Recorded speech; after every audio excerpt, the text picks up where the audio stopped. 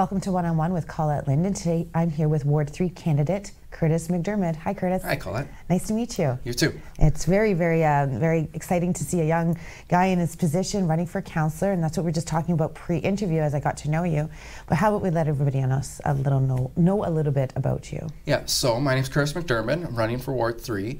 I am a father of 3 kids. I've got Charlotte, Max, and Amelia, husband to my high school sweetheart that I met here in Sault Ste. Marie. Oh, that's nice. We've been together almost 20 years, and we've been married for 10 years later this month. Oh, well, congratulations Thank you. on your children and your marriage. Nice to see a sweetheart, a high school sweetheart. So because you went to high school here, you know the issues that are going on here.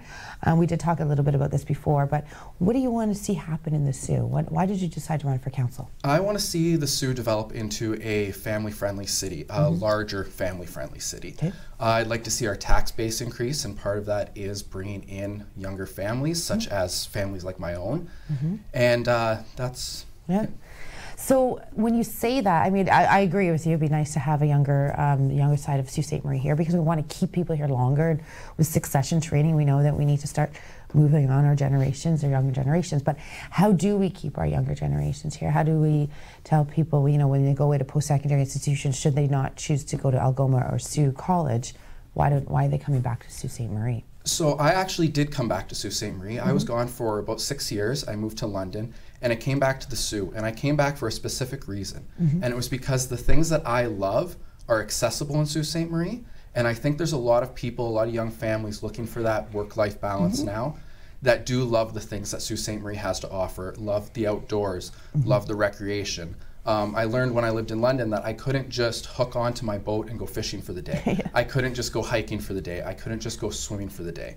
And I think those are the things that we need to use to attract people into the Soo, is that we do have such a well-rounded city. We have a lot of those amenities that people can take advantage of.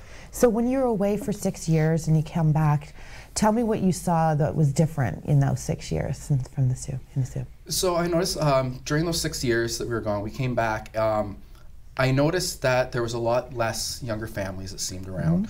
I don't know if that's just where I was in life or if that was the actual case. I also noticed, one of the good things I noticed was there was this big surgence of young entrepreneurs in the Soo. There was this great 20s, 30s, now 30s into 40s now, young entrepreneurs coming in that were really passionate about the community. They didn't seem like your typical old boys club. They didn't seem like your old business owners that you were used to. These were very community-minded people, and that is actually what drove me to start my own business in the Soo. And what is your business? I own Odd Job Jacks. We're a contracting company, and we own a cleaning company as well. Oh, okay, so in you're dealing with the community, obviously you're out there and you're in the community, you're dealing with several different areas of the community. Have you spoken to them about why you're running for council, and what kind of feedback have you been receiving? So you're talking to clients? Yes. Have you been talking to other people in the community when you're going out and about? Yeah, so lots of people are happy to see business owners that are starting to stand up, people who have been community-minded, people who have been involved in big community events, sponsoring things.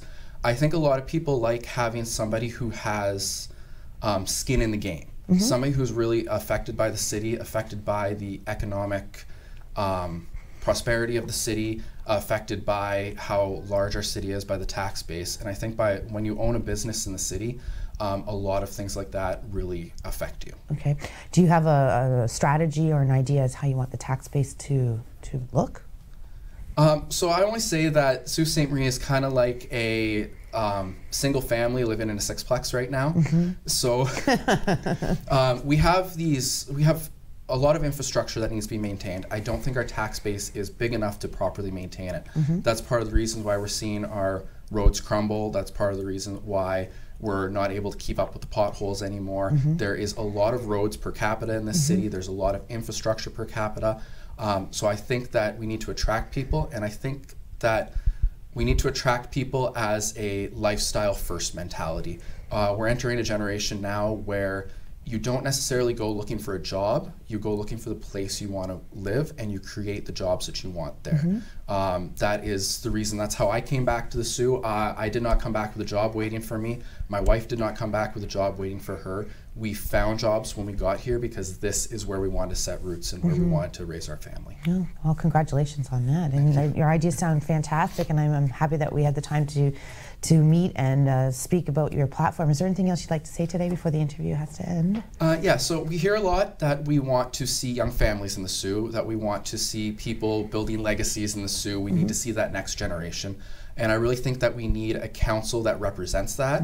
And I think I am one of the ideal candidates that does represent that demographic. Okay, one quick last question for you. Yeah. Do you think the last council did anything like that to welcome families? And do you recognize that they didn't do something, which a lack of something that makes you want to push forward to do this? I think in terms of culture and city identity, our last council actually did a phenomenal job. Yeah. I think they have a lot of projects that got started that are taking care of that are creating a culture, a livable city. Okay, well, thank you very much for that, and thank you for joining us today. Okay, thank you. Good luck on your campaign. We'll be following you. Thank you. That's all the time we have today for One-on-One with Colette Linden. We'll be back tomorrow.